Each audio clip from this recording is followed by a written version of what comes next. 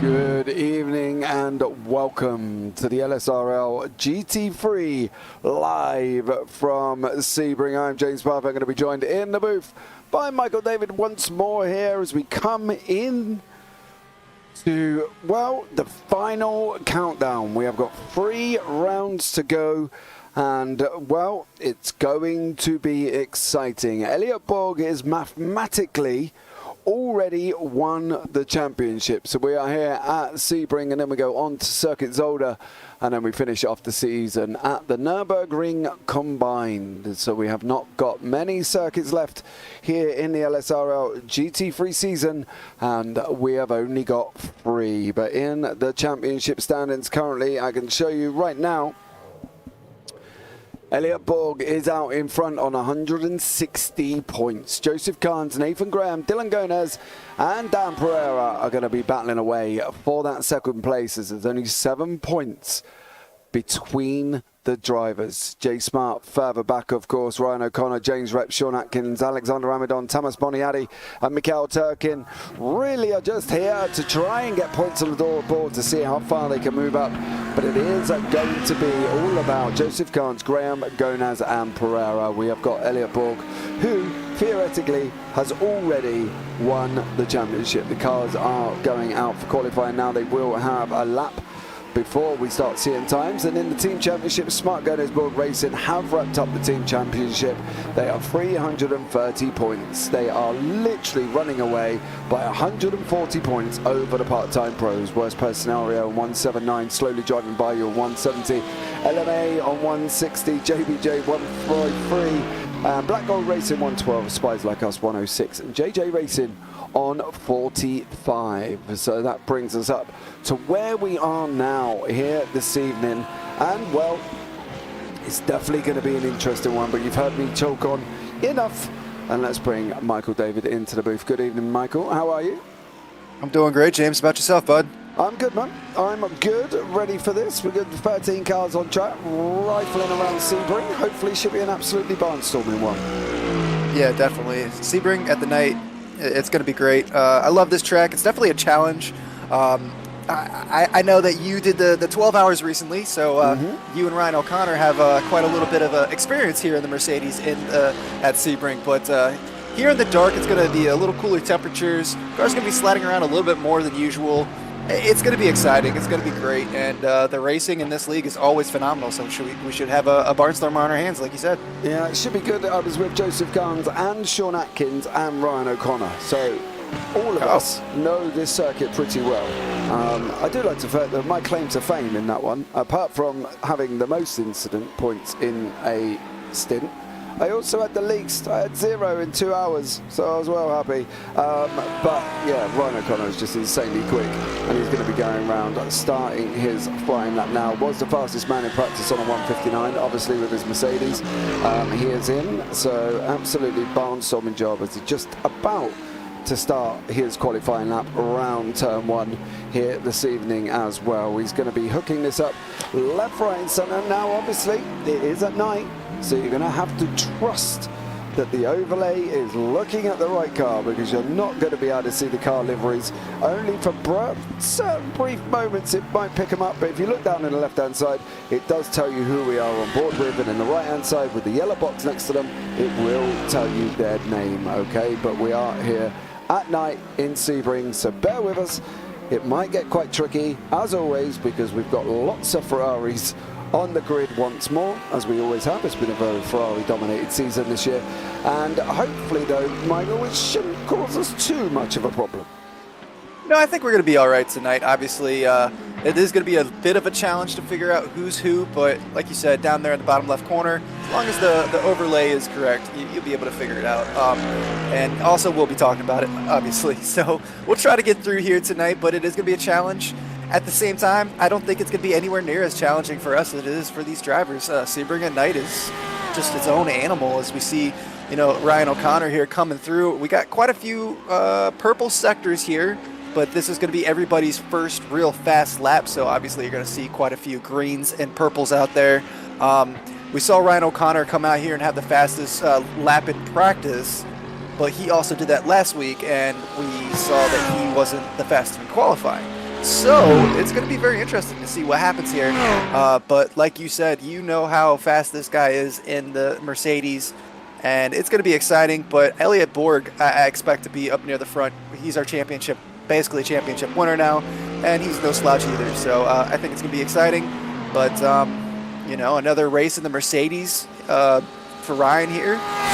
Obviously, he's pretty comfortable in that car, so I think it'd be really surprising not to see him, you know, finish in the top 3 as long as he doesn't have any incidents. Yeah, I think that's going to be the thing. It's all about what the car is going to be able to do. The times are coming in. Elliot Borg has gone as first place, Nathan Graham in second, Joseph Carnes in third, Sean Atkins 5th. So the team from the 12 hours are sitting 5th, 4th and 3rd currently, with Nathan Graham in front and Elliot Borg of course in front of that. But I am expecting the times to come down. As we say, we did see a 1:59.8 from Ryan O'Connor if he can hook it up in that Merc, so it should be an interesting one. Joseph Carnes behind him in the Ferrari, currently got purple and green. O'Connor has 2 yellows unfortunately, so not making any improvements over this period of time, but Joseph Carnes is, so which is always good to see. Should be quite tight at the top, I think. At the moment we've got a second gap across the whole of the field from 1st to 8th. Oh, 1st to 9th now, because Sean Atkins just put one in as well, and James Rep. So they're all racking times up as well, and Brandon Thornhill currently on a 2:05.06. So there you go, it should be an interesting one. Jake Smart's on an outlap as well as Mikhail Turkin. Nothing from Brandon Murray at the moment, so we will sit by and wait and see how he gets on. But O'Connor's got a purple and a green, but still some yellows. Joseph Carnes sitting on 4 greens currently at the moment. Dylan Gonad's got 3 as well, and Elliot Borg's got a purple in there. So I think, Michael, this could be one of the closest races we've seen this season. Definitely, so far in qualifying at the very least. James Rep, I want to point out there, has 4 greens as well. So he's already improving. This is going to be very, very close. Like you said, we got within about a second there, all the way down to 9th place. This is, it's got to be the closest that we've seen all season with all these drivers. But, I mean, maybe a lot of them did the 12 hours of Sebring. A lot of people are very comfortable with this track. So I'm really not that surprised as Ryan O'Connor goes to the top of the timing board, like you said. Yeah, Elliot Borg behind him. Joseph Carnes could only get a 2:02.97. What about James Rep? He's got some flying pace currently at the moment. 4 greens and a purple. what is he going to do from that slowly driving by you team? It's going to be interesting to see how he gets on and whether or not he's going to be able to wrap this up as well. So I think from James Rep's point of view, he's another man on a bit of a mission currently as well. Green in the final sector. Where is James Rep? He goes pole on a 1:59.9. What a lap! Incredible in the Ferrari. Come on, James. That is phenomenal lap there by James Rep. We were kind of paying a little bit of attention to what was going on ahead of him, but James Rep just kind of come in and silenced everybody. That's going to be a tough time to beat. I know we saw Ryan O'Connor in the 159s, but I mean, that's a phenomenal lap. Great job there by James Rep. Yeah, the hard times are coming around again. Sean Atkins, unfortunately, not improving. Jay Smart just about set, I believe, his first time of the evening in the Lamborghini. Might actually be on his out lap, so he should get at least one lap to get a time in. Joseph Kahn's there, 2 greens and 2 yellows. Dylan Gonez the same. Nathan Graveman, no improvement. James Rep an improving 1 sector. Nothing from Ryan O'Connor and Dan Pereira as well. So I think this one is going to be incredibly close this evening. So I hope you're all sat comfortably, because I think overall this is going to be quite an epic race with the amount of cars we've got on track at the moment. Stephen Borg, I hope you are well. I'm going to presume you're a relation of Elliot in some shape or form. Now this is where I normally make a mistake. I say brother, and you're putting there I'm his dad or something. So just let me know what relation you are. Hey, I've had it before, mate. You know what I mean? On the BSC on Tuesday, I said, you are his brother. There we go. Good job. Brother, No, not bad. Normally, though, I did say, oh, look, we've got Terry Spainhour in the chat at the moment, and it actually turned out it was Terry Spainhour Senior, so it was actually his dad in there. So, you know. It could be worse. It could be, well, yeah. No. Hey, it could be worse. I don't know, but, you know, that is incredible support from that family that a young driver by the name of Terry Spainhour has got. He has his girlfriend, his sister, his brother, his mum, his dad, and his grandparents watch the broadcast. It's incredible. That's awesome. That's awesome. I know, dude, and they absolutely love it. And they interact as well. It's incredible. But Ryan O'Connor, don't think he's going to be able to go across the line and improve at the moment. Sean Atkins has got some improvements going on currently at the moment as well, as he's coming around in the Ferrari. I think James Rep has probably wrapped this up, I think. I don't think anybody else is going to break into the 159s unless Jay Smart does something incredibly amazing there as well. It goes up into 6th. What about solid lap, but Atkins, Sean Atkins, yeah. Sean Atkins 6th as well. Nathan Graham here has got some green on the board as well. Ryan O'Connor's going to try and go again. And we've only got 17 seconds left, and a second near enough separates the whole field. This could be barnstorming racing if these drivers can stay like this. And with only 13 cars on track, it doesn't seem to matter at the moment when they're all in with about a second gap currently. Yeah, definitely. If you got them all bunched up, it's going to be absolutely insane. So, and we know these drivers are all fast. We've seen, you know, podiums from multiple people up and down the field. Like look at last week, Mikel Turkin just throwing himself up on the podium in 3rd place. That was a great race last week by Mikel. You know, so we have a very tightly packed field, and it's all really coming to a head here tonight at Sebring. So this should be great. Should be exciting. I love racing in the night, so. Yeah, I'm excited. I think this is going to be good. I want to see if Nathan Graham can improve a little bit. Got a couple greens here, but a couple yellows as well. I'll see if he's going to be able to coming through the exit of Sunset now. He's not going to be able to improve. Oh, he goes 3rd. Oh, I take that back. My timing was late. I think you need to. My timing was late. It looked like he wasn't going to improve. Yeah, give it a minute. I apologize, Nathan. What's Ryan O'Connor now as he runs out the middle of the circuit? There is an improvement on there, but how big of an improvement is it? Nothing for O'Connor. I think he's going to start in 2nd place. He is. What about Mikel Turkin? What is he going to do? Now, that is a run and a half, because if you hit that bump, you are as close as you possibly can get on that board at the moment. 201.236. Brandon 4-0. That's not a way to go around the last corner there, sir. Tokyo Drift style. Tires. Tokyo Drift is not going to work, so we'll bring you up the qualifying results very, very shortly and bring you up the grid for the race here this evening. James Rep in first, Ryan O'Connor second, Nathan Graham third, Elliot Borg fourth, Joseph Carnes fifth, Sean Atkins sixth, Jay Smart seventh, Dylan Gomez eighth, Dan Pereira in ninth, Troy Banks 11th, Troy Banks 10th, Mikhail Turkin 11th, Brandon Thornhill in 12th place there. And of course behind that we've got Brandon Murray sitting in the final position. Now if I'm not mistaken, and correct me if I am, is that not James Rep's first pole of the season? As far as I can remember, I do believe you're right. Elliot Borg, Nathan Graham were battling it out for quite a bit. I know we know James Rep is fast, but I think you're right. I think this is his first pole this season. Yeah, I think it could be. I don't think I'm going to get through all of the races in time, but if I'm not mistaken, I think that is his first pole position from what I can remember. Well, either way, James Rep, great lap. That was phenomenal. Yeah, absolutely flying bro. Flying. So, and with a second separating these guys as well, sit back because you're not going to want to miss this. I think this could be an epic race between all of these amazing drivers here in the LSRL, and one that is not going to be sniffed at as we get going. I do like the fact that all the other cars have got lights on apart from the pace car. Yeah, that doesn't make any sense at all. The one car that needs to have the most lights on it. It doesn't. Right, here we go. 43 minutes on the clock. Don't forget there is a pit stop involved as well. So what are the drivers going to do? I don't expect any to be taking tyres, to be fair. You don't think so? The cooler temperature is going to slide around a little bit? No, nothing. We're away.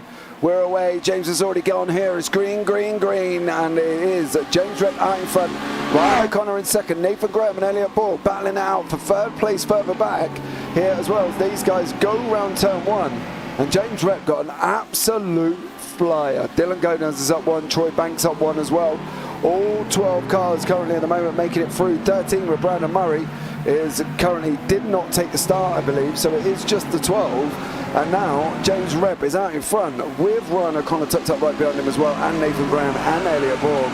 And it is going to be tight. Here goes O'Connor. What is he going to do? He's diving for the inside up into the hairpin. It is O'Connor and Rep down into the hairpin they go. Oh, is he going to be able to make it round? It is. O'Connor takes the lead right at the beginning of the race here on lap one at turn 7 there, Michael. And that was just basically, thank you very much. He just did it at the beginning. Yeah, and unfortunately for James Rep, it's putting him under pressure now. As we see Elliot Borg going to the inside of Nathan Graham. I thought Nathan Graham was going to come under pressure, start putting James Rep under pressure. Now he's absolutely having to fend for his life here. Our championship leader just under so much pressure right now.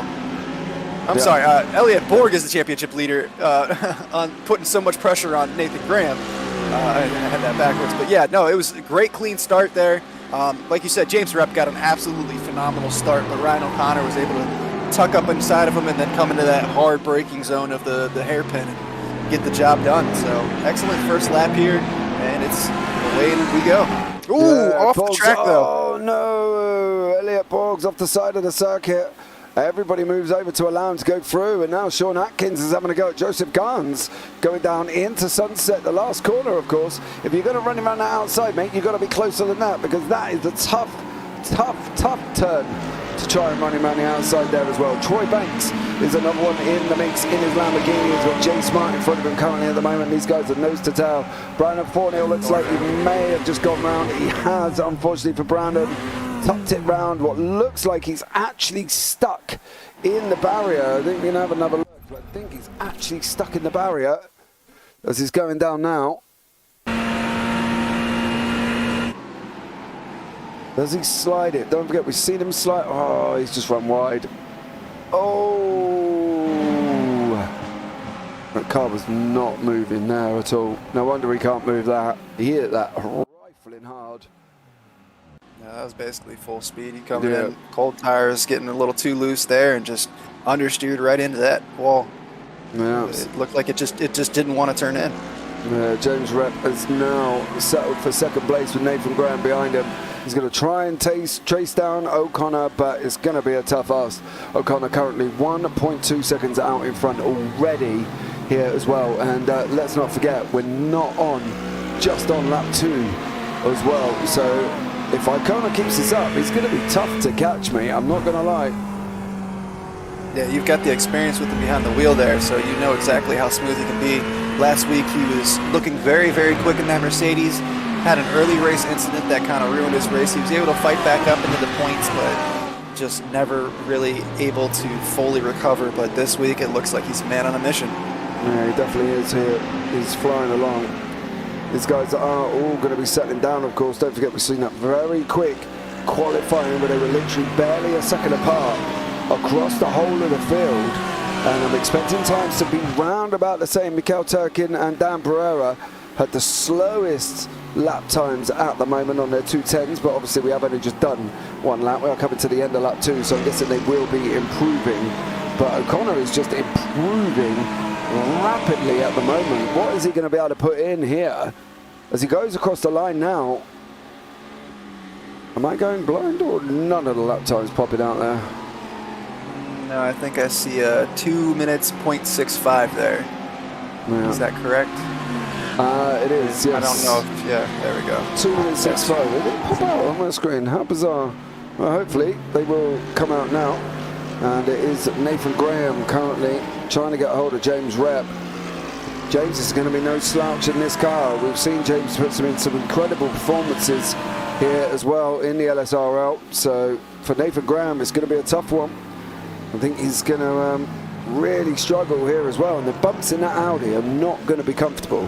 I'm not going to lie, due to the fact that obviously, you know, very low, very small, can't see a lot in the Audi at the best of times, and now he's sitting even lower in the ground with a bumpy airfield just for good measure. It's going to be about not letting Bambi slip on ice there, I think, in that car.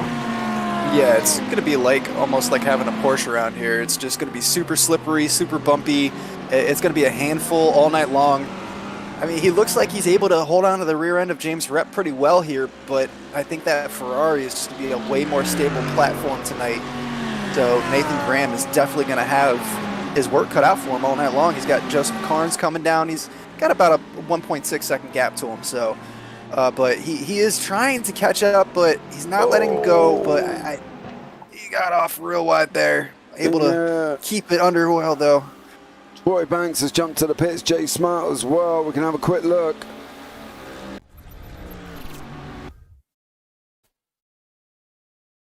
Catching the inside of turn 1 there. Yeah, but it looked like he just went straight. Yeah, he did, into the barrier. And what has Jay Smart been up to? Because Troy Banks did not look comfortable there. And Jay Smart as well. Whoa, that's he gets on the curb. What? Yeah. That looked Lamborghini. very bizarre. And that Lamborghini did not like that curb, and it just went off and just on ice there in the grass. Yeah, Jay That's Smart. a very hard hit. But that's not even down in, what is that, turn 15? Yeah, the curbing there on the inside isn't that like rough there. So I don't. That you're right. That was kind of a weird incident. Ooh. And I've thought Nathan Graham. Oh, sorry. Oh, I was gonna say Nathan Graham is really keeping on the back here at James Rep, but he hasn't been able to really get to that braking zone of the hairpin. It's one of the best places to overtake here. If you're able to make it clean, it's a great spot because it's such a heavy braking zone. He gets so close, and then, you know, that Ferrari just pulls away a little bit, but no, you don't want to make a move here. No, Nathan Graham tucked up behind James Rep. This is your closest battle currently as well. Elliot Borg trying to chase down Sean Atkins. I'll keep an eye on that one. You see it on the left-hand side there as well. There Nathan Graham's going to try and go up the inside now as well. Is he going to be able to hold on? Is Khan's going to be able to, Rep's going to be able to run him round now? He's going to be looking. Rep's got the tighter line. Tuck in behind, tuck in. If you're Nathan Graham here, you would put it against the wall. But that tighter line is a horrible horrible line to have, and James Rep is now going for it. Is he going to be able to tighten up that Ferrari enough? He's not, I don't think.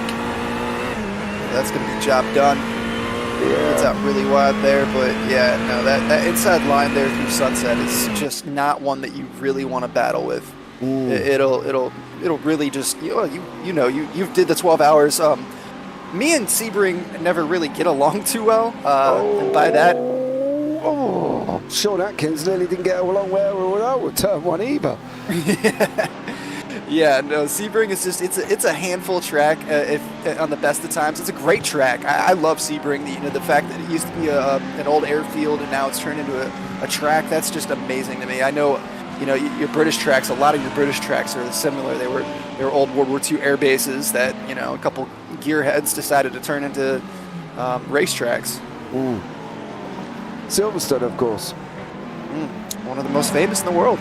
Yeah, and if you look at the track map of Silverstone or the above Google shot, you can actually still see parts of the initial runway poking out at certain parts of the track. Obviously, it performed across the runway into the wind, and obviously, the opposite way. I can't think what it's called, away from the wind, I guess. Yeah, downwind, upwind, whichever way the wind was blowing. It's like the takeoffs at Heathrow Airport and other airports, So depending which way the wind blowing, depending on which way they take off. And that's the same, but you can actually see slight points of the old runways sticking out there as well. Obviously with the many layouts that Silverstone has currently at the moment in time. Ryan O'Connor has now opened up a 4-second gap at the moment. And Elliot Borg is trying his hardest to get onto the back of Sean Atkins here. And Atkins isn't a slouch either. He's been around this track a long time. So it's going to be Atkins interesting. was one to of your see. teammates as well, wasn't he?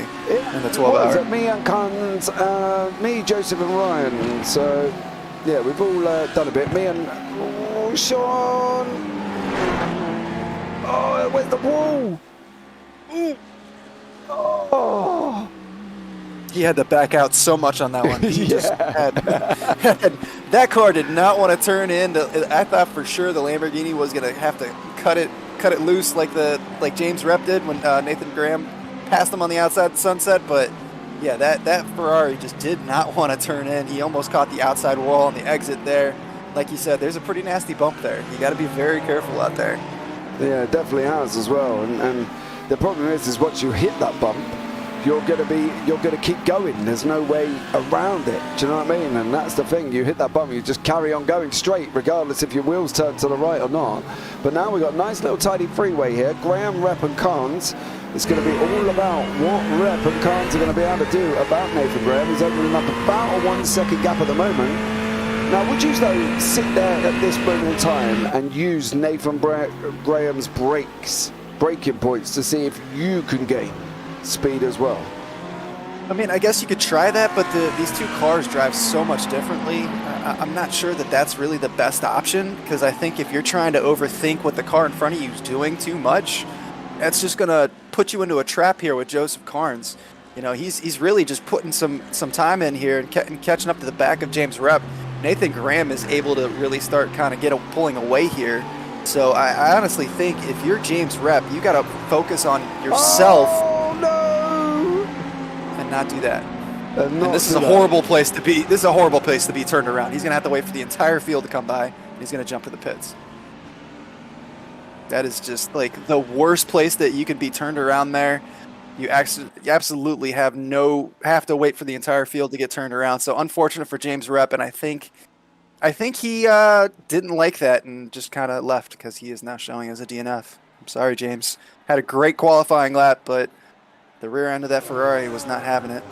Yeah, unfortunately for James Rep, that looks like he's come to the end of that. Now, I'm a bit surprised by that because he didn't hit the wall. No, I think it was more of a frustration thing there. Yeah, but it was a very slow spin, surely. He just kind of goes round on his own. Didn't touch anything, did he? I don't think so. He could have just spun it round and gone and kept going. We could have kept going. You would have been at the tail of the field here, but yeah, no, it's very strange, almost Porsche-like. It was. Sure, we'll hear from James as well at some point in the booth. Just realised that the overlay is doing something completely random. So bear with me on that one. When we change over to the replay, we will run the replay from this screen. But we are Mikhail Turkin and Dan Pereira battling away in 7th and 8th. Your closest battle on track at the moment for these guys. And it's going to be interesting. Dan Pereira and Mikhail Turkin. Of course, Mikhail finished 3rd last time out as well. And that was at, where was that, Michael? Can you just tell me the name of the track last week? Twin Ring Motegi. Sorry, I didn't catch that. Where? Twin Ring Motegi. I've been working on it. I've been driving all day long, and all I've been saying to myself is twin ring, twin ring, twin ring. Okay, I was just checking, that was all, because I thought it was a different place compared to where you put us last week. Oh, where did I put us last week? I can't remember what you called it, but it certainly was not that. Twin wing? Twin wing? Twin wing? Yeah, it was. I mean, that's where it was. So, you know. Oh, not bad. You got it right. Well done to you. Yeah, I told you I've been practicing. I mean, I should have practiced the week before that race instead of the week after that race. But hey, that might have been the best bit, I think, if you practiced before, like before the event. I mean, I didn't realize I had to. I didn't realize that twin ring was such a hard word for me to do. Hard 2 words for me to say. Yeah, so James is in YouTube chat. Yeah, currently dealing with a shoulder injury, and every turn is like someone was stabbing me in the shoulder. Didn't want to be in the way anymore, so I just decided to leave. I know it's an excuse, but it is what it is. Stated. James, with you had authority. such a phenomenal qualifying lap, man. That breaks my heart. Sorry that your shoulder's going through it like that, man. That you definitely had a lot of speed here tonight, and that really sucks. I was excited to see what you could do. I was excited to see that battle with you and Carnes there. Yeah, I love it when you're all sort of apologetic, and I'm like, oh, I'm so sorry, I don't get that. Me, man up, take some pills, James. But yeah. There we go. Get high and drive, kids. Yeah. James Parfitt's way of life. Get high and drive. But there you go. Don't do drugs. Yeah. Don't do drugs. Miguel Turkin and Dan Pereira still battling away here on track in the 7th and 8th place at this moment in time. I'm sorry, James, I love you really.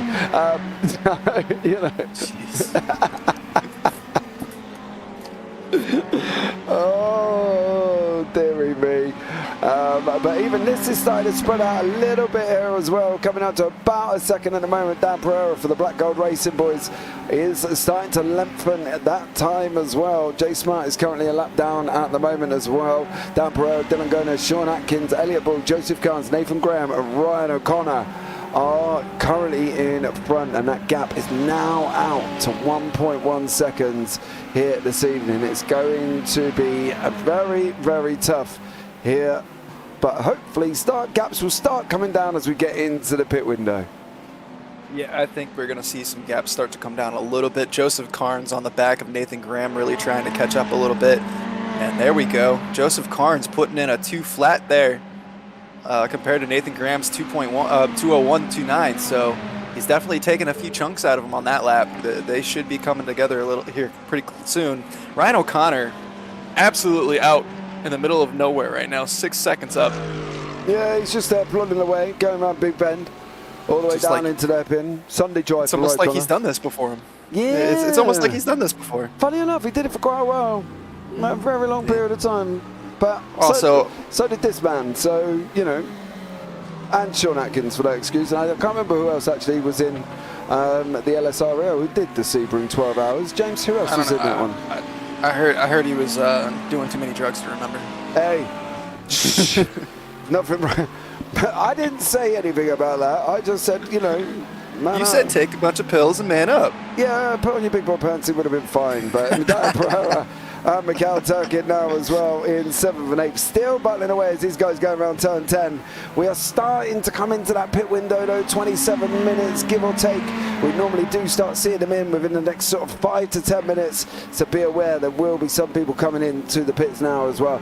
To be fair to Ryan O'Connor, he probably could come into the pits, go at the back of the 8th field and then basically overtake them when they all go in. So yeah, I was actually going to ask you that.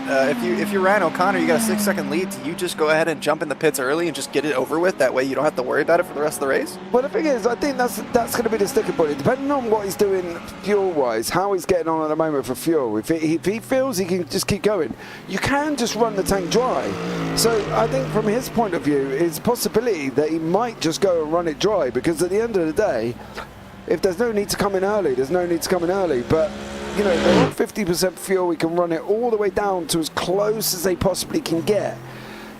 But thinking about it logistically, he's not losing time. If I was sat there and I was in the car and we were losing time to the car behind, then yeah, I would say to O'Connor, get in, you're going off. But he isn't. You know, Graham's quicker over lap 7 and 9, positive 8 and 8. So technically, he's lost about nearly 2 seconds according to them times, if they're accurate, on the bottom of the screen. So from O'Connor's point of view, he could go into the pits. Oh no, sorry, I think he's he pulled got out that backwards. he pulled out 2 seconds. Sorry, yeah, I just read it better more. Graham was faster. Yeah, Graham was faster on lap 6 there by about a tenth there, but 7, 8, and 9. Yeah, I mean lap 7, lap 8, right there. He almost pulls about a second and a half, and then yeah, that's about 2 seconds if you do the math there between those 3 laps. So if you're Ryan O'Connor, there really isn't a need to come in. I just figured, you know, you're out there, he's probably kind of bored. He looks like he's bored, just sitting there sipping on a cup of tea, just kind of just tooling around. I think if I was him, I would want to spice it up a little bit. Yeah, but how's he going to spice it up? He's only going to... The thing is, he can spice it up for so long, because he'll come into the pits, everybody else will go change, and he'll change and everything else. He'll go out mixed up in the group, or maybe at the back of 8th place, which is obviously Mikhail Turkin. But then everybody's going to have to come in front of him. Yeah, and then that way, he's not going to be able to mix it up, because he's going to have nobody again to mix it up with. So, what do? You know, there's Nathan Graham, now 7.1 seconds out, losing time. It's not going to benefit anybody doing anything at the moment, because until O'Connor goes in, I don't think there's going to be much need for anybody else to go in. The gap's dropped down here between Dylan Gonez and Sean Atkins. That dropped just briefly below, there we go, below a second. But there's no benefits to either or coming in currently at the moment. You might as well run it dry and hope for the best. James Rupp in the chat here saying that this is Nathan Graham's first time ever driving this track. Up in second place, yeah, he's 7.5 seconds down, 7.4 seconds down from the leader, but that's insane. That is a phenomenal race there by Nathan Graham. If this is the first time he's ever raced this track, that's great, dude. We know he's fast. I mean, we're not surprised.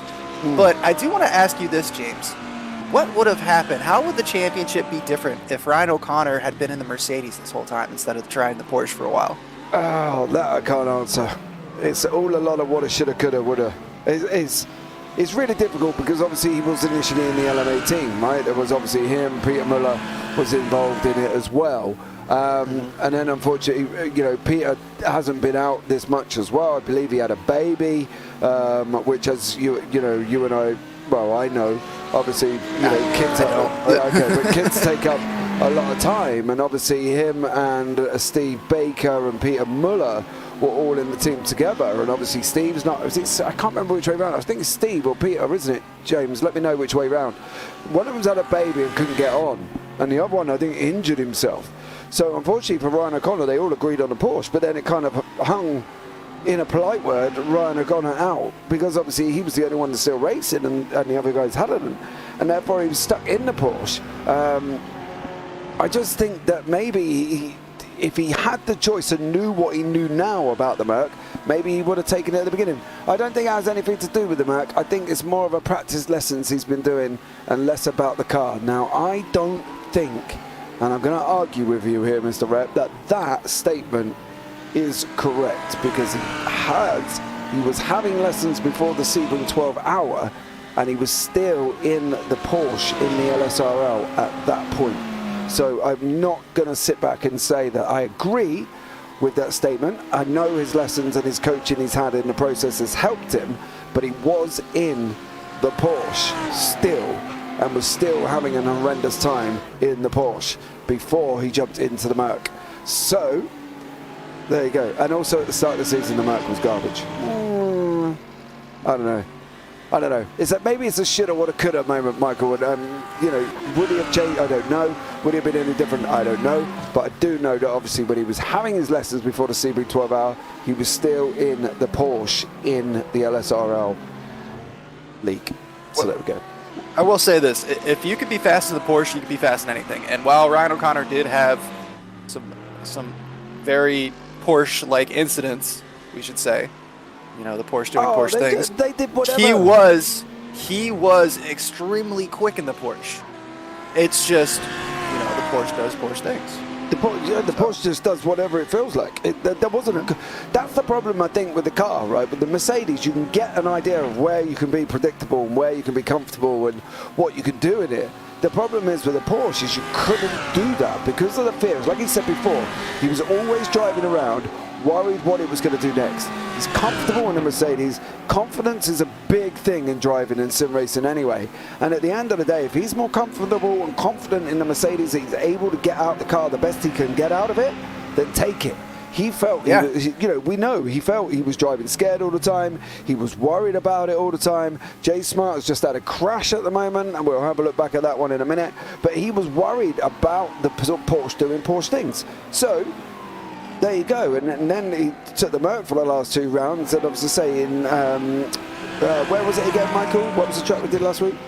Twin Ring Motegi, as we see our champion, or our current leader coming into the pits, our championship leader, Elliot Borg, taking over the race lead here. But O'Connor and Graham and Carnes all coming into the pits, so they're going to get their pits out of the way right now. As we see Daniel Pereira and Dylan Gones are both coming through. Mikkel Turkin is also going to come through. And then we'll see what happens with Sean Atkins here. But Jay Smart, you said he had an off there. He had an accident, and now he's showing his off, which is unfortunate because he had an early accident. He came back. He was a lap down, but he came back. We know Jay Smart, very fast driver in that Lamborghini. Oh. Coming into sunset, just loses the rear and decides enough is enough. Yeah. That's tough. Yeah, That's I don't tough. think he was having a good night, I think, from Jay's point of view. So, unfortunately, for him, he has got mounted. Sean Atkins did pit earlier than the guys in front, of course, and Elliot Borg still hasn't pitted. Dylan Gones, Dan Pereira, Mikkel Turkin. Ryan O'Connor has the first one there. Sean Atkins didn't jump Joseph Carnes, and he didn't jump him by quite a lot. Joseph Carnes is currently still 10 seconds up the road for him here as well. Elliot Borg should be, if I'm not mistaken, round about going in very, very shortly. So Elliot Borg should be coming in, as should Gones, as did with Pereira and Mikkel Turkin. I think these guys are pretty much round about the same place. It's going to be how far the guys up there in 5th, 6th, 7th and 8th, as you can see on the top part of the track map, compared to the 1, 2, 3, 4 that we're going to see further down. And Dan Pereira and Dylan Gones are going to be looking like they might be heading in together here, Michael. Yeah, I definitely think that they're going to. I think, yeah, we see Elliot Borg going in right now. See if Daniel Pereira comes in. Yep, he's on the brakes. He's jumping in. And no, he's going to stay out. All right, Dylan Gones is going to stay out, but Daniel Pereira is going to keep on going. Mikkel Turkin is going to keep on going as well. So the Ferraris at the moment holding the biggest fuel tank, surely. They must be. They're the only ones that are still out. They're the only 2 that haven't pitted yet. Even as we said, Carnes. Yeah. So yeah, they're the only 2 cars on the track that have not pitted yet. So they must just be fuel saving. Maybe they're lifting and coasting, trying to get around a little bit. Ryan O'Connor comes through, back up into 3rd place. About 12 seconds back of Mikkel Turkin. So I find it very hard to believe that anybody's going to have any sort of answer for Ryan O'Connor tonight. Yeah, Elliot Borg has jumped right out behind. It was basically in the sandwich of Nathan Graham and Joseph Carnes there. So this could get very, very interesting. Obviously, Carnes' tyres are already up to temperature. He's a lap older, but they are already warm. James has put, I can agree with the confidence thing. I'm comfortable in the Audi, but my teammates are cheap and didn't want to buy that car, so I had to learn how to drive the Ferrari. Well, He's James. throwing his teammates under the bus, man. I know. Come on, James. Talk about bidding them in. Sean Atkins here and Dylan Gonaz. Sean's hovering all around Dylan at the moment, giving him a good old try and put him off here as well. You know what they say, James? You could have given them money to buy it for him. You know what I mean? That would have saved you a whole group of grief there as well. There's another option. But of course, let's see what Atkins is going to do here with Gonaz. And see how he gets on. These guys are battling away, coming around Collier up at turn 11 and then flashing around through to the tricky right-hander of 13. Two different lines there. Gonaz gets all the way to the left. Atkins more straight lines it, and he's on the gas now, ready to go for this run down into Bishop and then into the tricky 15 with Le Mans at the end of it, the end there before they go down onto the Ulmer. Can Atkins stay with Gonaz? That's going to be the thing for the remainder of this lap. If he can stay with him down onto the Ulmer, he might be able to. And then now, 2 tenths over that last little bit alone. Pereira's in the pits, Turkin's in the pits as well. With the average lap time of about 50 seconds, they're going to be that back behind these two as well. O'Connor just going bangs in a 1:59.6. That is our fastest lap so far tonight, too. So, and he's the only one in racing trim that's been able to drop into the 1:59s. Oh, Atkins looked like he almost got a better run. There is Dan Pereira coming out of the pits at the moment. Is Pereira going to get in front of Gonaz and Atkins? It's going to be... Oh, is he going to be able to hold it, though? That's going to be the thing, because they're going to be coming around that corner at full pace. And he did. Dan Pereira with a 2-second pit stop quicker. He actually went, to be fair, he went nearly 5 seconds quicker than Sean Atkins, and near enough about 9 tenths quicker than Dylan Gonaz, and he's put himself up into 5th. What a master stroke by Dan Pereira there. Absolutely stunning. Yeah, that was a great pit stop, great chance. You know, he really stretched that stint out and was able to jump the 2 cars there and just move himself into 5th place and quietly having himself a great race, Daniel Pereira. Yeah, he definitely is from the Black Gold racing team, of course, with the Dylan Gonaz and Sean Atkins behind him. But he's managed to jump them. He's managed to drop Mikhail Turkin. And Mikhail Turkin's pit stop time, his whole pit lane time was actually lower than Dan Pereira, but Pereira just seemed to get out. Don't do that, mate.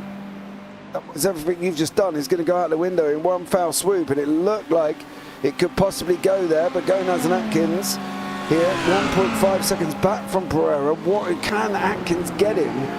Going into Le Mans, going round. Is he going to be able to get him on the exit down the arm? And he's got to stay with him 3 tenths. He seems to lose. No, nearly 2 tenths again.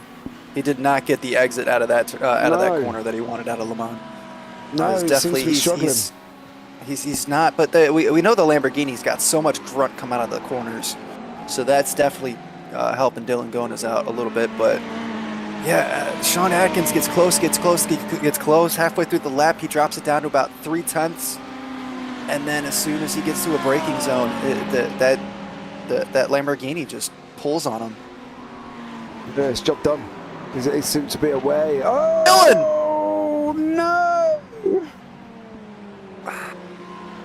I'll take the blame for that one. I'll take the commentator's curse, Dylan. I'm sorry, bud. You were running such a great race. You absolutely pulling out of the corners so well. And let's see what happens here. Does he just snap into turn 1? It's so bizarre. He catches the inside. Oh, dude, just understeers. Wall. Yeah. Just understeers right into that, where it just has a little snap of understeer, but right there clips to the wall, and then just nothing he could do there. He's a passenger once he clipped the wall. Yeah. Unfortunately for Dylan Gonaz, on lap 16 into turn 1, it was all done and dusted for him, and he put it straight into the wall. Sebring has just been chewing cars up tonight. And that's the thing, right? Cursed, don't know, Dylan. You can't blame me. I didn't do it. Michael did. I'll take the blame, Dylan. I'm sorry, bud. Yeah, it was all on you, bro. Nothing to do with me. It was. Yeah.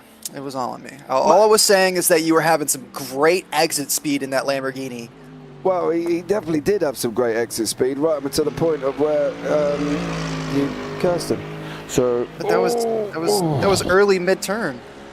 That was like early corner. The thing is, right, I don't believe in this. I did commentator's curse. It got described to me the other day, right? There's no such thing as a commentator's curse, just stupid driving, right? Now, I don't believe in that either, right? And you know, you have an accident there. Dylan, I will say one thing. We didn't drive you into the wall, sir. You did that. So, technically, Michael, you can't be responsible for Dylan driving himself into the wall in turn 1. Not possible. Yeah, but I got a heavy conscience, man. It's gonna sit on me. I'm not gonna sleep tonight. You know, I'm probably gonna cry myself to sleep if I do sleep. Sorry, Dylan, but I cursed you. Well, that's entirely up to you.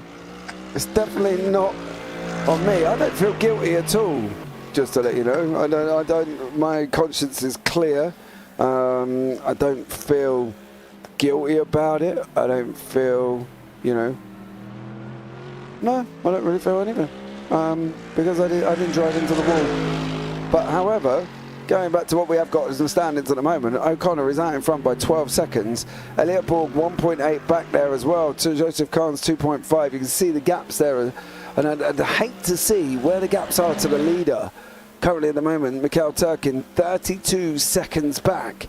Ryan O'Connor is just in a different world here this evening, Michael, and is absolutely flying. Yeah, his last lap was another 159. He just keeps banging these 159s in, and there is just nobody has an answer for it. 12.5 second lead there. 10 minutes left here. It's just this is the race that we've been looking for from Ryan O'Connor now that he switched over to the Merc. You built him up very, very highly, and talk about how good he is in the Merc, and now he finally is there, and we're starting to see it. This is a very fast car for Ryan O'Connor. Yep.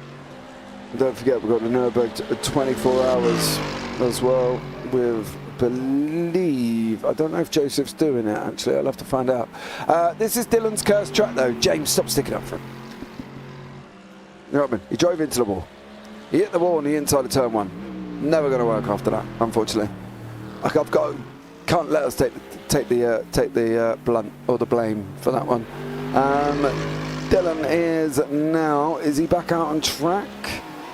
Here he comes. It's back. Yeah, take back. Everybody does have one fast yeah. repair now. They changed that halfway through the season. But no, was it after Daytona, wasn't it, caused that?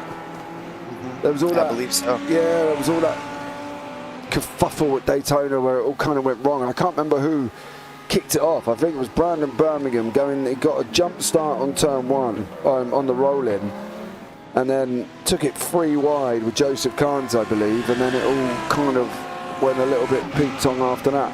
And it was after that race that it was actually changed for 1 fast repair. Actually, Elliot messed up the race tonight, and everyone has 255 fast repairs. No. No way.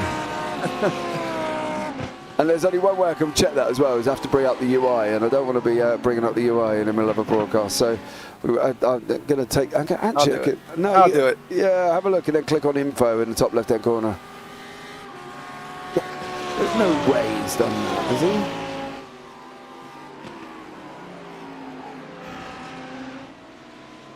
As we both sit here looking patiently. I'm looking. I think the overlay is over in the way. I don't think I can see. I think the overlay is in the way. Which part? The top left? Top left, yeah. Oh, there we go. Yes. Tracks. No, it's not showing me. Top left-hand corner on the right-hand bar, in the right-hand menu. So it should be on the right-hand side. Track information, I think it is. Yeah, race information, track conditions. Right, I'm not seeing it. I'm not seeing it. Okay. I mean, I could be blind. That's true. I am blind. I won't bring up the UI and have a look, but I'll, yeah. We'll have a look after as we go into the last 7 minutes. O'Connor is flying still out in front. Graham's being caught by Borg ever so slightly here as well. I think this is just going to literally cement the fact that Elliot Borg is going to win the championship. I don't think that's within a shadow of a doubt currently at the moment. I don't think anybody's even remotely close. It is between second place though So Nathan Graham, Daniel Pereira, all involved battling away for second with Dylan Gonez and Joseph Carnes as well. So yeah, so it's going to be tight. I think it's going to be interesting to see how it works out. You can take my word on it. We all laughed about it in the pre-race meeting. So yeah, I'm going to go ahead and take James's word for that one. James Rep, not James Parfitt. Hey, what's up with my word's stronger than oak? Oh, okay. All right. Fair enough. Yeah. Just saying. Just saying. Be careful. I believe the guy that was in the pre-race meeting. Yeah, I was there as well. Now you don't know what to do because you're like, was he actually in there with him? I don't think he was, but maybe he was. I don't know. The doubt kicked in. Elliot Morgan now right behind Nathan Graham. But Sean Atkins is right behind Dan Pereira. It's going to be Pereira and Borg. Pereira and Atkins battling away, and Graham and Borg going into the last 6 minutes. You weren't sure about that. We were hanging out beforehand. We always talked about the race beforehand, and I don't know. You said you had to go someplace. Maybe when you said you were eating, you were actually just lying to me and telling me. Yeah, I was sat there listening. Yeah. See, there you go. Never doubt it. Never doubt it. Oh, we got a Nathan Graham having a little bit of a hiccup there, but everything looks like it's okay. Yeah, he's still got Elliot Bob behind him. I'm not going to lie. Dylan Gonez has just come out and said well, it says he's had another crash, but I'm hoping that was just where he left the pit lane, and he's not actually had another incident. As he's still running, which is good here as well. Dan Pereira, can he keep Sean Atkins behind him? That's going to be the question as we go into the last 5.5 minutes here. It's going to be very challenging for the Brazilian, whether or not he's going to be able to. Don't forget, we've got 2 rounds remaining here as well this season, so there's only this one and 2 more, and they will be at Circuit Zolder and the Nürburgring combined. So get ready for that. 174 corners at the Nürburgring with a combined circuit, so that should be even more fun as Pereira goes on a defensive here into the hairpin. Atkins is going to try and get the run out. He was very defensive there as well. He had to take that inside line because Atkins really was all about taking the inside. He jumped over at the last second. Daniel able to keep the defensive line going, but this battle is not over. Pereira nearly squeezed Atkins onto the grass there. Pereira went to the right-hand side there. He done the right thing, went on the defense straight away, but if he's going to defense every single corner, he's got to get his car there early. He can't really be moving a little bit later on. He's going to have that clear run through now, Bishop through 14, and then drop it down into 15. He can straight line that. You don't really have to make that a turn if he really can't. And see now how he gets on going around 15 and whether or not he's going to be able to hold him. He's got to try and look at trying to break away at some point, because the Ullman's going to cause a problem. Atkins is not strong through that section, is he? He's losing time every single lap to anybody he's behind. He's not strong through Le Mans at all, unfortunately for Sean Atkins. And that there's nothing he can do. He can't stay close enough going through that section to be able to get him down here. Yeah, no, it keeps ruining his actual ability to make the pass down Ullman. He's got so much speed. We saw him coming into the hairpin there. If Daniel hadn't gotten over as quickly as he had, Sean Atkins would have made the pass there. At least would have been side by side with him. Is he going to try the outside? No, maybe the switchback, but no, he's too far away back now. Got a good run on him though. Pereira's keeping it tight. He's trying to take every inside line here, Michael, isn't he? Trying to defend like crazy. He's just lost it though. That's it. Oh, damn, that was just silly. He was playing the curve, way too defensive. Yeah, he was just going way too defensive, and just it was slowing him down. And eventually Sean Atkins, was able to take advantage of the mistake. We'll see if Daniel is able to. Nope, he's going to be too far behind to dive down the inside here on the hairpin. Yeah, it's all about now just being able to try and stay in Sean Atkins, and already he's 7 tenths back. It's just, unfortunately for Pereira, he took turn 2 and 3, just way too defensive, and he just left himself strung out. Basically, it was not good. But Nathan Graham managing to hold back Elliot Borg, and we got about 2 minutes 30. There's gonna be, it depending on when Ryan O'Connor crosses the line, If he can cross the line inside that 2-minute mark, we should see another lap. He's coming around now. 2:16, 2:15. Oh, is he going to be able to get there? I don't think it's going to be white flag this time. Next lap, this one and one more, then we're going to be on the white flag. But this is all about what Ball's going to do. Ball's got 2 laps to do this, Michael. It's going to be tough, I think. I mean, we've been seeing Nathan Graham and Elliott Borg go head-to-head all season long. Obviously, Nathan Graham was missing once or twice this season. That's why he fell back in the points as much as he did. But we know both of these guys have been fighting it out. Indianapolis road course comes to mind for sure. But yeah, no, these guys are definitely strong competitors.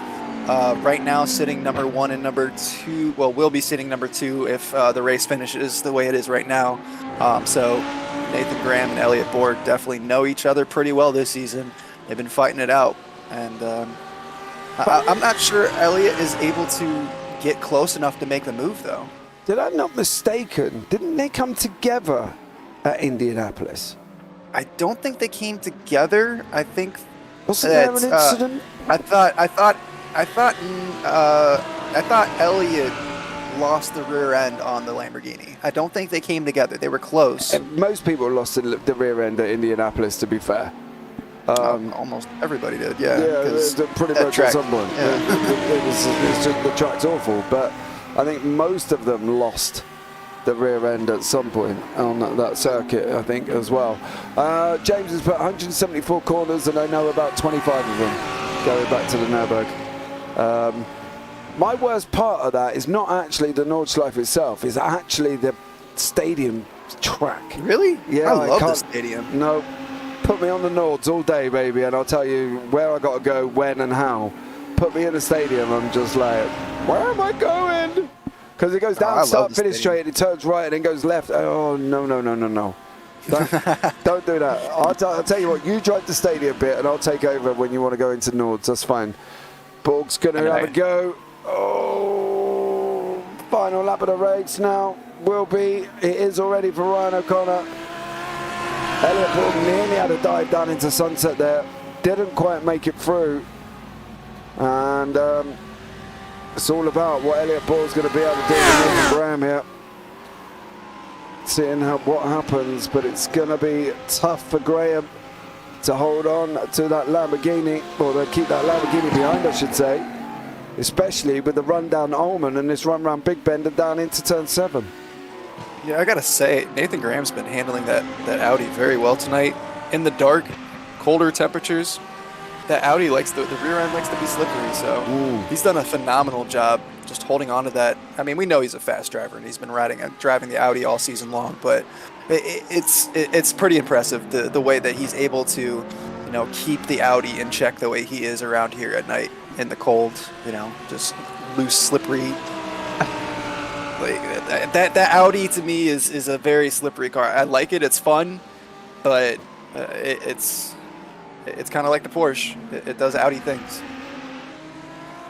Yeah, I think, to be honest, I like a car that I can throw around a bit, and after be comfortable and confident. Yeah, after the BOP, you just couldn't really do that on many cars. There wasn't really many cars you can.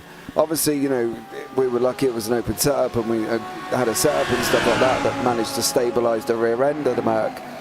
But I just feel more comfortable in the Merc. I wanted to love the Audi, and I went and got the Audi and got in it, and I was... He's got the exit. He's got the exit. Graham's got to hug the wall. He's got to go to the wall. Let's have a look at Ryan O'Connor coming across the Ryan. Sorry, Ryan, I do love you, but there we go. Ryan O'Connor is your victor here this evening. It's all about this. Graham's going to make it as difficult as possible. O'Connor sets the fastest lap on the race on the last lap, and I think... Oh, Ball's going to try and tie it up. Is he going to get the run down? Gonna be close. He's got it. He's got it. The exit. Yeah, Ball got it on the line. That was insane. What a battle between these two all season long. Oh, dude. That was insane. How close was it? Well, we're going to have a look now. So you can see them both come out.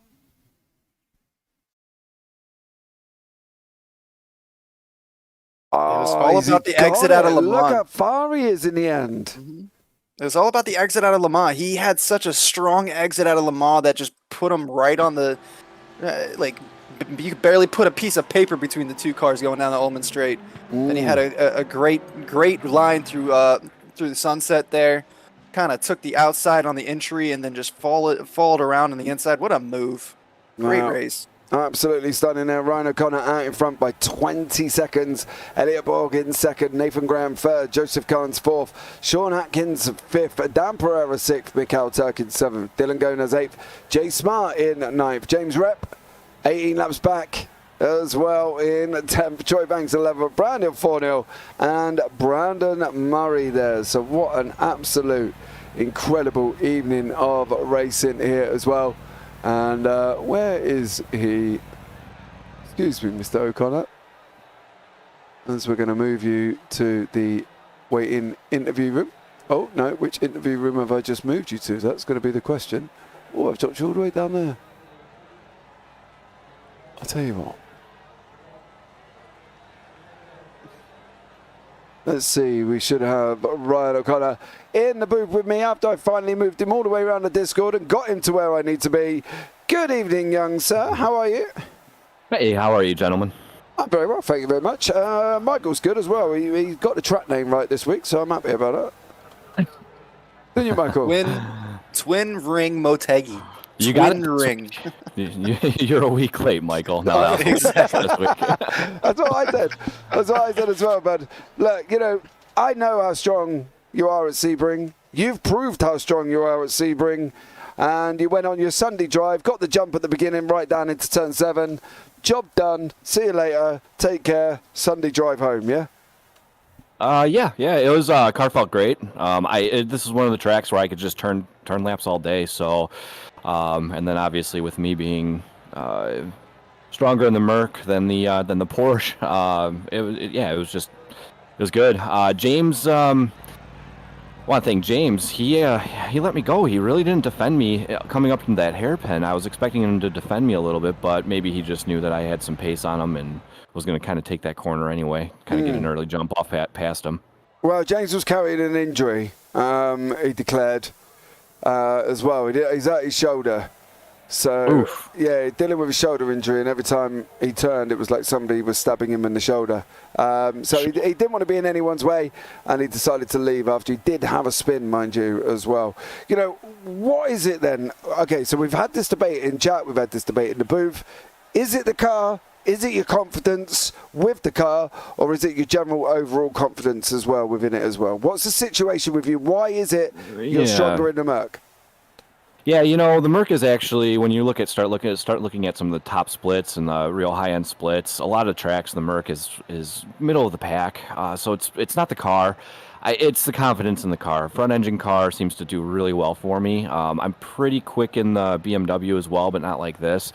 The big thing is I feel like I can push the car. And then if I over push, I know how to get myself out of, just get out of any trouble. Whereas, with the Porsche, with some of the other cars, I just have a hard time with. So, yeah, I guess if you want to just say confidence, absolutely, because I'm confident that even if I overdrive the car a little bit, I know how to get it back in line. So. Okay. Fair one. Going forward, though, we've got Circuit Zolder up next, and then, of course, we're going into the Nürburgring Combined. Confident about both of them, would you say?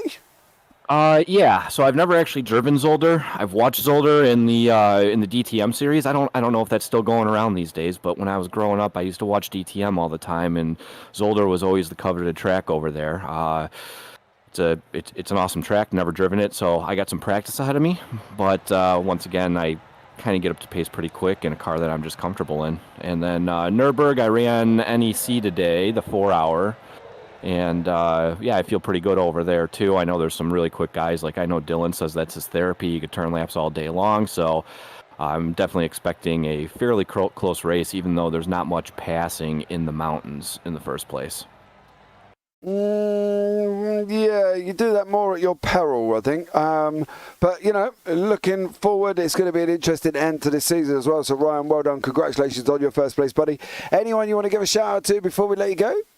Yeah, you guys. You guys always put on a great show. Thanks for the season for both F1 and for GT3. It's always a great time, driving here Sunday nights and then Wednesday nights, watching the broadcast right after. Always puts you in a good mood. Awesome stuff. Well, thank you so much there, buddy. And look forward to hopefully catching up with you next week.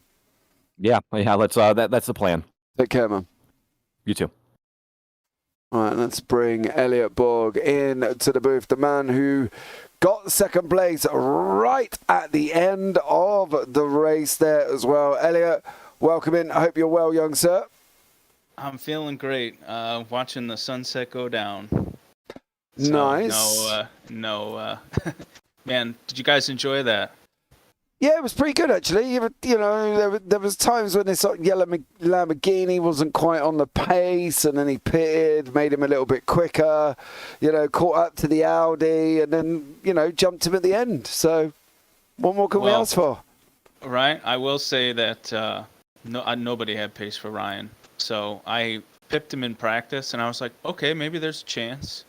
And then he just took off like a bat out of hell. So congrats to him. That was a monster run, and now I know why you ran the 12-hour with him. The worst thing for me is he qualified and then was like, right, there you go, James, you have the car. And he put me up in like 5th place. And I was like, yeah, cheers, bro. I just got knocked around I got knocked around like a pinball, dude. It was horrendous. Yeah. But look, going forward, though, we are going on to, obviously, Circuit Zolder and the Nürburgring combined. Is there any favourites of yours out of them two? Definitely the Nürburgring over Zolder. I've been practicing that now for probably 6 or 7 weeks just to get myself ready in case it came down to it. But luckily that's not the case. So we'll go have fun. I might run the Porsche just to poke fun at Ryan and see how I do. But no, that's a terrible thing to say. He's wicked fast. But I may consider it. I told him already I was considering asking Wilder Graphix to put his face on the hood of a Porsche and say I'd be fast too if I was in the Lamborghini, with a little speech bubble. Yeah. See, now, deep down, I feel that would be funny. But also, right? Boy, oh boy, is that harsh. Right. Well, and he's fast. So I've never driven the Porsche, so I can't honestly say. Yeah. But yeah, he said something. He was just like, hey, if I can run something else, I won't take points. But I would just like to have fun in a GT3 car again. So, and I don't blame him because he is fast. I've run the Merc with him a couple times in some IMSA Friday night stuff, and we've always had a good time. Yeah. Run well. So I'm glad to see he's got some pace and, showing us the business. Yeah, definitely on that one, mate. Well, Elliot, thank you so much for joining us there, bud. Anyone you want to give a shout out to before we let you go? Yeah, big shout out to my wife. Always letting me do this. The league admins, all the sponsors. I won't list them. Well, I guess Dylan's not in here, so nobody will list them tonight. But shout out to you guys. It's been a super fun season. Looking forward to running another 2. Absolutely right, mate. We'll pop you back and I'll catch up with you. Hopefully, maybe next week. Sounds like a plan. Take care. You too. All right, let's bring Nathan Graham in to the booth as well. Nathan was running second place up to the final lap on the final corner and then goes in hot. And Elliot Borg snatches away at the end. Nathan, how are you, sir? No, I'm good, guys. How are you guys doing? I'm all right, mate. Not bad at all, to be fair. Tough end for you. Tough end.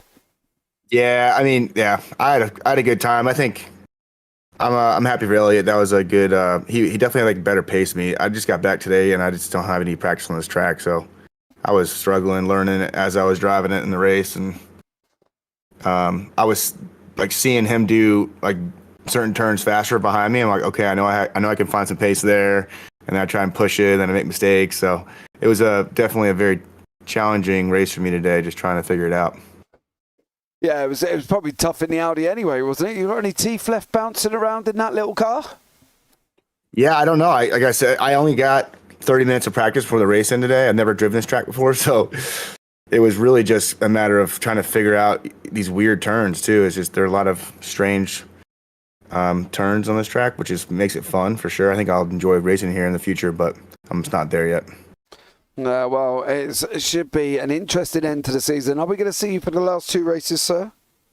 I will be here next week, and the one after that, I'm not sure I'll be here for actually, but You're going to miss Nords combined. I might. Yeah, that would be cool. Be absolutely amazing there, bud, as well. But look, overall, mate, not been a bad end towards the end of the season as well. You know, going forward, are you planning on doing next season? Yeah, oh, yeah, I definitely will be. Awesome stuff there, bud. Well, thanks so much for joining us. Anyone you want to give a shout out to before we let you go? Ryan, amazing drive. He was in league of his own tonight, and then Elliot, good job with that pass at the end there, and then the wife for let me drive. Always. Well done, mate. You take care, and we'll catch up with you soon. Thanks, guys. Appreciate it. So there we go. That was Nathan Graham there as well. Michael, sum it up for us in one sentence. Well, I got 3 things to say real quick. Ryan O'Connor has amazing pace in that Mercedes. Who doesn't like seeing a phenomenal last lap battle like that? Somebody taking second place away on the final corner. That was phenomenal. And the third thing I got to say is apparently I'm the only person in the world that likes Zolder. You are. There you go. I don't like it either. So, you know, at the end of the day, you are the only person. But there we go, guys. That wraps up another broadcast here as well. Thank you so much, obviously, James Rep, for joining us. Stephen Borg, who was in at the beginning. And, of course, our very own Dylan Gonaz popping in, as he's been in and out of the pits, of course, for the evening of racing. But for now, guys, oh, excuse me. That brings us to the end of the broadcast. So from myself and Michael David, you all take care. Have a great week. And as always, you never know, we might see you on the track sometime. Good night.